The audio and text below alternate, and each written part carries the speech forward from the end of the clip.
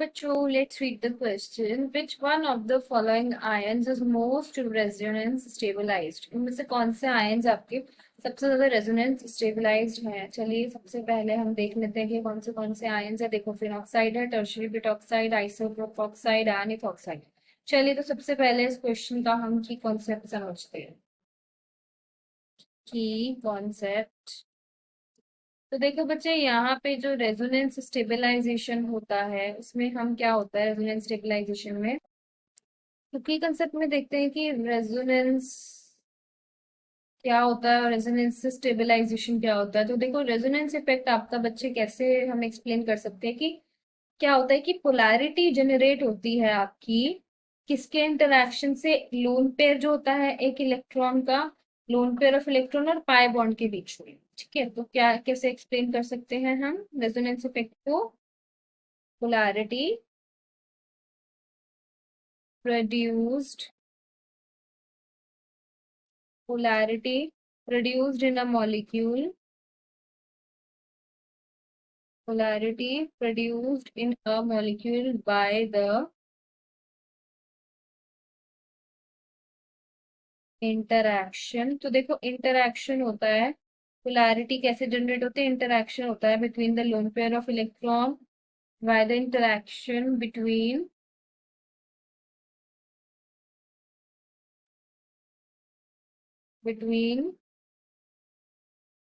Lone pair of electron, तो electrons का lone pair होना चाहिए, तो दूसरा पाई बॉन्ड होना चाहिए between lone pair of electrons and pi bond. तो एक तो लोन पेयर होना चाहिए और दूसरा पाई बॉन्ड। इनके बीच में जब इंटरैक्शन होते हैं एडजेसेंट एटम्स के, ऑफ पाई बॉन्ड होना चाहिए। मेनली आपका एक चीज ध्यान रखनी है कि electron, lone pair electron and एक पाई बॉन्ड के बीच में जब इंटरैक्शन होता है, या फिर हम बोल सकते हैं और the interaction between two pi bonds, मतलब खाली दो पाई बॉन्ड्स है अगर, उनके बीच में भी इंटरैक्शन हो सकता है।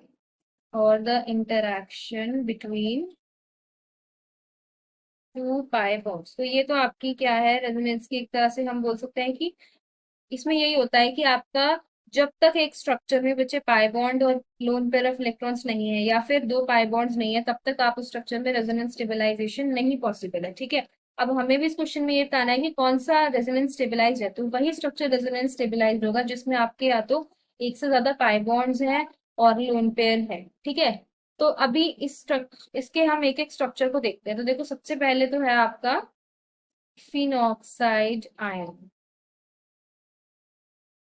अब ये फिनॉक्साइड आयन क्या होता है? हम सभी को पता है कि फिनॉक्साइड कहाँ से आ रहा है, ये आ रहा है फ्रॉम फिनॉल।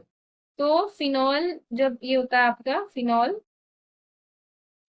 जैसे ही ये इसमें से H+ निकला, तो ये आपका क्या बना लेता है? Phenoxide ion. और इस पे नेगेटिव चार्ज होता है, ये होता है फिनॉक्साइड आयन। और ये बहुत ज्यादा स्टेबलाइज होता है क्योंकि इसमें ऑक्सीजन एक वैसी हाईली इलेक्ट्रोनेगेटिव एटम है, एंड उसके ऊपर ऑलरेडी नेगेटिव चार्ज आ जाता है। तो देखो, ये आपका कुछ इस तरह से इसके रेजोनेटिंग स्ट्रक्चर्स होते हैं।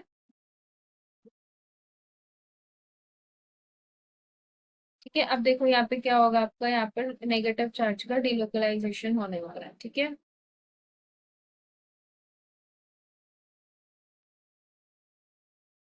और ये वाला बॉन्ड इधर शिफ्ट होगा, तो आपको क्या मिलेगा?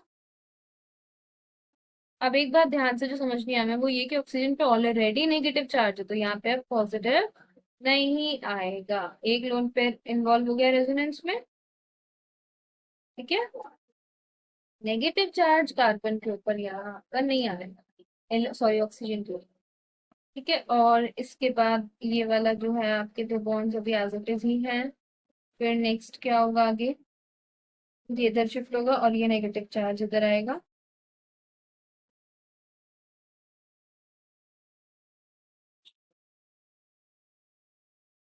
डबल बॉन्ड दो, और सॉरी इसका एक ही लोन पेयर बच रहा है ना? एक ही लोन पेयर बच रहा है। चलो आगे क्या होगा अब इसका? अब देखो, अब ये वाला इधर आएगा और ये आपका इधर आ जाएगा।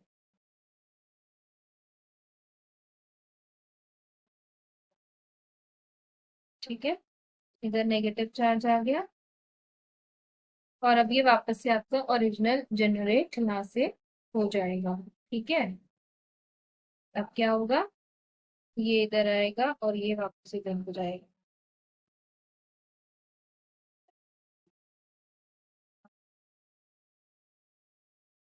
इसके दोनों लोन पेयर्स वापस आ गया,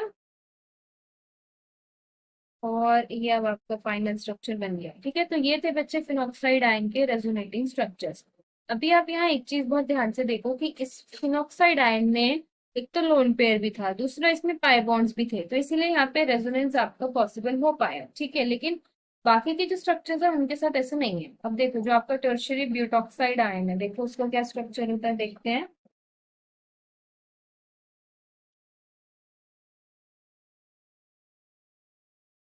टर्शियरी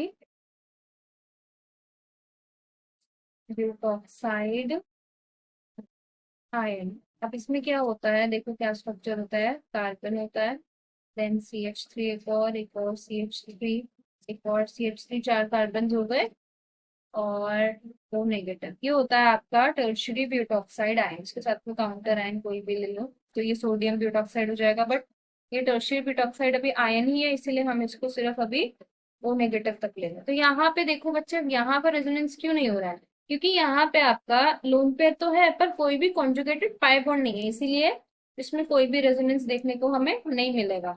उसके बाद फिर दूसरा जो है आपका ऑप्शन आइसोप्रोपॉक्साइड आयन, देखो इसका भी स्ट्रक्चर देखते हैं।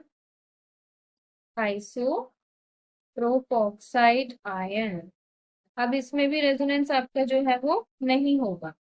तो ये होता है आपका आइसोप्रोपाइल ग्रुप। ठीक है, तो ये होता है आपका आइसोप्रोपॉक्साइड आयन। अब देखो यहाँ पर भी कोई भी पाई बॉन्ड नहीं है, इसलिए यहाँ पे भी रेजोनेंस आपका पॉसिबल नहीं होगा। फिर उसके बाद है इथॉक्साइड। अब इथॉक्साइड तो हम सबको पता ही है, बहुत आसान है। Ethoxide ion CH3CH2O-।